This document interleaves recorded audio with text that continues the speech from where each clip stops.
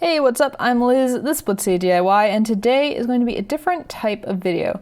Today I'm going to be discussing the SNES Classic's hardware, which happens to be identical to the NES Classic's hardware. I'm going to be comparing it to other single-board computer hardware along with old-school Nintendo hardware, and what this all means as we continue to search for the perfect fix to our quest for retro game emulation, homebrew or otherwise. So to start off, the SNES Classic is a piece of official hardware from Nintendo that offers sanctioned emulation of 21 games from the original Super Nintendo console. But of course you probably already knew that. Inside the SNES Classic, you'll find a motherboard populated with 5 ICs. The first and most obvious is the system on chip, an all-winner R16, formerly the A33, quad-core ARM Cortex-A7 processor using the ARM7 architecture operating at 1.6 GHz. For graphics, it has the Mali 400MP operating at 600 MHz, which is capable of 1080p 60 playback, making it in spec for the 720p upscaling of the SNES games. Next up is RAM. It has 256 megabytes of LPDDR3 RAM made by SK Hynix with part number HSTQ2G63GFR-RDC. Storage on the Classic is a module of NAND flash memory by Macronix, part number MXIC MX30 LF4G18AC-TI. Next up is the Power IC, an AXP223 GC164BC, and then on the back is the HDMI transmitter IC, an EP952. I think the most common battle cry, though, in response to the Classic systems has been that you can just buy a Raspberry Pi, set up RetroPie or RetroArch, and have the same thing. Which, solid point. Retro emulation certainly runs on that family of single-board computers, which got me thinking, how does the hardware specs compare between the NES and SNES Classic and some of the more common boards used for emulation? And the answer was that they're all fairly close in spec. If you look at this chart, you can see that with the exception of RAM, the NES SNES Classic hardware most closely matches the Asus Tinkerboard in spec. But for right now at least, the Nintendo hardware has only been used to emulate NES and SNES games, which are known to play well for the most part on a Pi Zero board, which you can see is the lowest spec of the hardware we're currently looking at. Currently, the Asus Tinkerboard has lacked the software support to deep dive into retro gaming with the same enthusiasm that you can with the Pi family of boards, but recently a port of RetroArch has been built, so it's only a matter of time.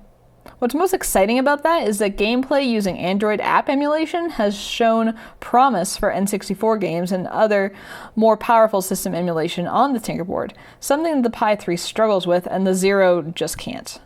But that brings me to my next question that I think we all take for granted. Why do we need such high-powered, in comparison hardware to emulate games that ran on much lower-powered hardware back in the day? Let's take a look at the original Nintendo hardware for the NES, SNES, and N64. The NES is an 8-bit system utilizing the Rico 2A03 microprocessor running at 1.79 MHz that was based on the MOS technology 6502 that was used in the Atari, Apple II, and everyone's retro fave, the Commodore 64. It has 6 kilobytes of RAM, and for graphics it has a custom picture processing unit, or PPU, called the Rico 2C02, running at 5.37 MHz with 2 kilobytes of video RAM. The SNES is a 16-bit system utilizing another Rico microprocessor, the Rico 5A22, running at 3.58 MHz. It has 128 kilobytes of RAM and 2 PPU chips, the 5C77-01 and the 5C78-02, which were upgrade versions of the original NES PPU. And finally, the Nintendo 64, of course, a 64-bit system. It has a 64-bit NEC VR4300 based on the MIPS R4300i, and that's a CPU clocked at 93.75 MHz, back when Moore's Law wasn't punching us in the face. For the GPU, it had a 64-bit Reality coprocessor clocked at 62.5 MHz that handled both the audio and graphics. For RAM, it had 4 megabytes stock. But do you remember that expansion pack that was required for most games in the second half of its lifespan?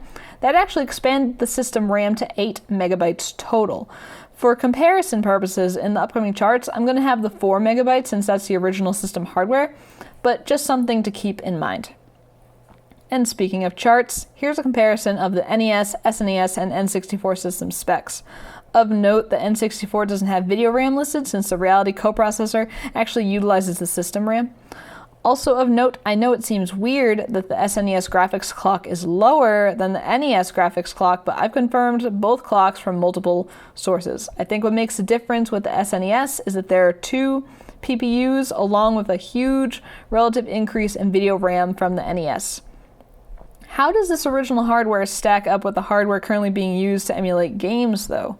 In this chart, you can see what you already know, that the current hardware beats the original hardware by miles as far as specs. Of course, we could go a bit deeper, look at things like instructions per cycle or flops, but I just don't have the data to properly do that, so we're going to kind of take this surface level look at the hardware. But to the original question, why do we need this hardware to run these old games?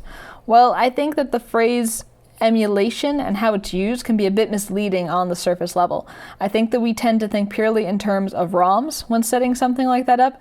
We think that we have this hardware and this program to run the ROM, so it should just work. But what really matters in emulation is what's happening under the hood. The original system's gaming ecosystem is not limited to the onboard hardware. To keep hardware relevant for longer periods of time, extra chips were implemented via the game cartridges to add features to games. The NES utilized what was called expansion chips in cartridges to expand RAM and audio options, referred to as mappers in emulation software. These chips worked in tandem with the onboard hardware. In the SNES, there were enhancement chips that also lived inside certain cartridges. They were coprocessors that would work with the onboard hardware similar to the NES, only these chips often dealt with graphics and the mathematics needed to create vectors that the onboard CPU wasn't capable of. If you want to dive deeper into the graphics of the SNES beyond the hardware, there's a great series on YouTube by creator Retro Game Mechanics Explained. They do an amazing job of explaining all of the modes, and I'll link it down in the description of this video. The N64 did not have these types of game functionality chips in the carts beyond saving mechanisms, but the onboard Reality coprocessor has a lot of functionality beyond a traditional graphics chip, and keep in mind the expansion pack that basically doubled the system's onboard RAM. So this all means that when you try to emulate a ROM, you need to take into account these extra chips. You have to emulate the hardware in software, and to run the software, you need more powerful hardware. With each additional expansion chip, more has to be happening within the software itself. The ROMs will be looking for this functionality to run, and without it, there will be playback problems. That's why audio can be glitchy, or certain graphics can run slowly for certain ROMs, or they might even be 100% unplayable. It's all really amazing when you think about what's happening from a software standpoint every time someone plays one of these games on any hardware that isn't the original. This also means that as you move up in console generation, i.e. from NES to N64, then not only are you still dealing with the original performance demands of emulation, but now you're emulating even more powerful hardware, which causes a greater need from the software, which then means you need much more powerful hardware to run the emulation. It's like this endless cycle. There's a great article about how ideal SNES emulation would actually take place on an x86 system with an Intel i5 processor, which might sound insane as a standalone statement, but when you think about everything that's happening in the emulation software, then yeah, it makes perfect sense, and I'll link this article down in the description. But if you're a Nintendo fan, you know that right now there's buzz about the next Classic console. Will it be a Game Boy Classic, or will they continue with the full consoles and release an N64 Classic? Both patents have been filed, but what's the likelihood that next year at this time we'll have one in hand? With everything I just said about hardware, I think we can all agree that a Game Boy Classic would be quote-unquote easier from a hardware perspective, but of course, then we're talking about a new form factor all in one, and that would take a redesign, etc., etc. But let's talk about the idea of an N64, since the Game Boy feels a bit too speculative and a departure from what we've seen so far from Nintendo. Although please keep in mind, basically everything going forward in this video is about to be speculative, but backed up with some research. To dive into N64 emulation, I think it's important to bring up the Nintendo Virtual Console that was launched with the Wii, and then carried on in the Wii U and 3DS handheld. We saw a lot of overlap in the NES and SNES Classic libraries from the Virtual Consoles, because that means that Nintendo has the rights to distribute these ROMs and the ability to emulate the gameplay effectively. I think that if Nintendo does find itself releasing an N64 Classic, we can expect a library similar to what was offered in the Virtual Console, which is fairly small compared to other systems. We see on the Wii and Wii U about 21 games each available with a lot of overlap. Most differences are there because of licensing issues. Of note, there is no N64 emulation in the 3DS Virtual Console, more than likely because of hardware limits. And speaking of hardware, let's take a look at how these systems compare. The Wii and Wii U are both using IBM PowerPC processors, Broadway and Espresso respectively. The 3DS is actually using an ARM processor, an ARM11 MP core, putting it closer to Pi Zero specs as far as system on chip.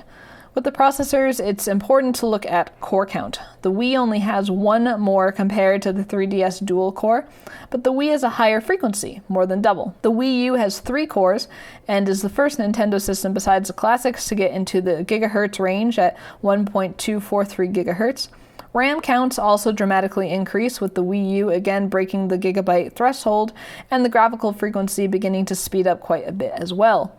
The 3DS and Wii have a similar graphical frequency, but the Wii U has an AMD Radeon chip that is more than double that frequency, basically getting into desktop territory and other higher-end consoles such as the Xbox, which brings me back to the article I mentioned earlier about ideal emulation occurring on an x86 system and a desktop processor. But let's get back to the main point, this mythical N64 Classic and what hardware would be needed. Let's take a look at the Virtual Console hardware, single-board computer hardware, NES, SNES Classic hardware, and of course the console in question, the N64.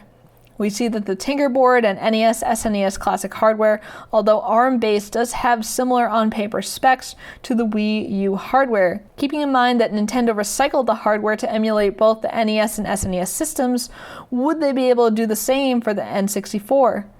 Keep in mind what we know about anecdotal emulation experience with the N64. We know that people have had some mild success using Android-based emulators for N64 games on the Tinkerboard, and of course, the Wii U has the Virtual Console.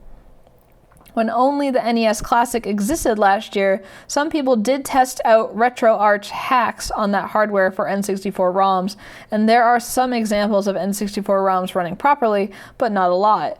It is a small proof of concept, though, that N64 emulation has a possibility of being capable on this NES, SNES Classic hardware. It'll be interesting to see if more people pursue that N64 RetroArch testing with the hype of a possible N64 Classic. Either way, it seems like it might be a possibility looking at straight hardware specs in this chart and taking into account anecdotal evidence, but it all comes down to the software. I do think that the RAM size would have to increase, if nothing else, which shouldn't affect design and manufacturing too severely. It's also possible that the R16 would require a larger heatsink to better dissipate heat from the higher load that would be required of it. We could also go much deeper on hardware specs, as I said earlier, such as MIPS and flops, but I'm missing exact data on the Wii U and all winter R16s to truly break all of that information down successfully. But anyway, if it turns out that Nintendo has to go back to the drawing board and put out a new motherboard and hardware design to properly emulate the N64, then I think we'll see a Game Boy Classic first, just from a supply chain perspective, since this hardware can definitely run Game Boy emulation without issue based on the NES and SNES success. But that's going to do it for this video. I hope you enjoyed the deep dive into hardware and game system emulation. I find this stuff to be pretty interesting, and I love looking at hardware specs and benchmarks. If you liked it, toss me a like and leave any questions or comments down below. If you dissent with the information I've presented here, please present your opinion respectfully so that we can have a productive dialogue down below. Remember, everything post NES and SNES Classic discussion was purely speculative. Either way though, thank you for watching, consider subscribing for more content like this, and until next time, this has been Blitz City DIY.